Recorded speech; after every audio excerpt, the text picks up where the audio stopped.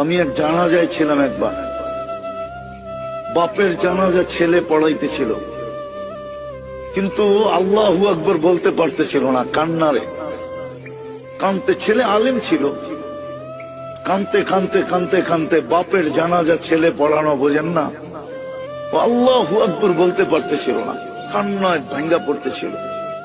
একবার বড় কষ্ট করে জোরে আল্লাহু আকবার বলে উঠছে।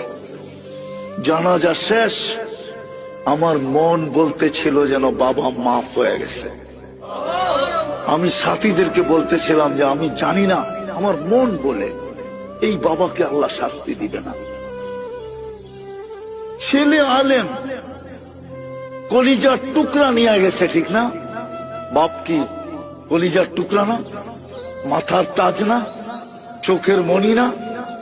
আজকে সমাজে নাও হইতে পারে, কিন্তু একদিন তো বাপ এটাই ছিল, ঠিক না? নিয়ে গেছে যিনি, তার বিরুদ্ধে যাওয়া উচিত ছিল, কিন্তু ছেলে কান্না ধরা কানসেন বটে, কিন্তু কান্না ধরা শেষমেশ কি বলছে? আল্লাহু আকবার, মালিক তুই বড়।